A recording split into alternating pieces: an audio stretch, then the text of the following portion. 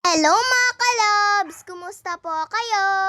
Si Papa naman po pala yung nakatoka sa kusina. Luluto po pala siya dyan ng tahong. Ilang days na nga din po kaming puro isda at tahong yung inuulam. Kahit nga araw-arawin daw po ito ay hindi daw po magsasawa sila Papa at Mama. Si Papa nga po yung magluluto niyan dahil gusto daw po kasi ni Mama na siya nga daw po yung magluto. Medyo malalaki po pala itong tahong na nabili nila.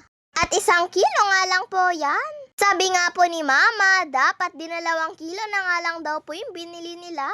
Pagkalinis nga po ni Papa ay nagsimula na nga din po siyang maggisa. Ginisa niya nga po yan sa bawang, sibuyas at luya. Tapos nilagyan pa ng kamatis. At eto nga pong pampasarap na turmeric. Yan nga po yung sikreto nila Mama at Papa kapag po nagluluto ng tahong. Mas malinamnam po kasi ang tahong kapag nga po hinaluan ng turmeric. Ilagyan din po pala ito ni Papa ng green na sili. Pagkatapos magisa-gisa ay nilagyan niya na nga po ito dati ng patis. Nakuluan niya nga lang po ito ng konti tapos nilagay niya na nga din po itong tahong. Siglit nga lang pong maluto ito pong tahong mga kalabs. Basta daw po kapag nagbuka ka na lahat ay pwede na daw po yan. At wag nga daw po itong masyadong patagalin sa apoy para daw po hindi lumiit. Ayan nga at pagkaluto nga po nito ay isinalin na nga din po ito ni Papa sa isang bowl. Tinimplahan na rin po pala ni Mama eto pong masarap na pukpuklo. Ayun na naman po ulit sila nakabili ng ganyan. Eto nga mga kalabs at kakain na nga din po kami. Ito rin po pala sa bahay kumakain yung pinsan ko. May sausawan po pala kami ditong toyo mansi.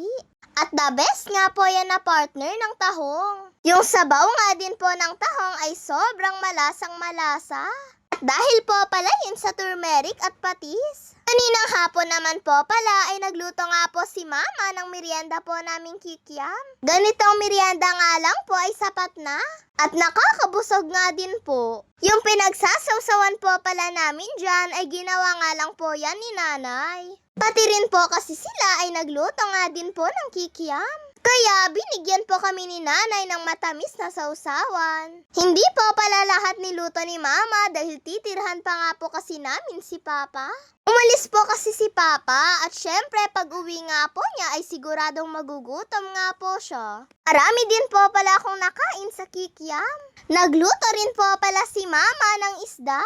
Eto po kasi yung gusto niya nga pong ulam. Hindi po pala yan paksiw mga kalabs. Pinatungan nga lang po yan ni Mama ng bawang, sibuyas at luya. Tapos nilagyan na rin po ito ni Mama ng paminta, asin at kalahating nor shrimps. Tapos papatungan niya po ito ng kamyas. Eto po pala yung kinuha po namin sa Tuwaw nung pumunta nga po kami dun.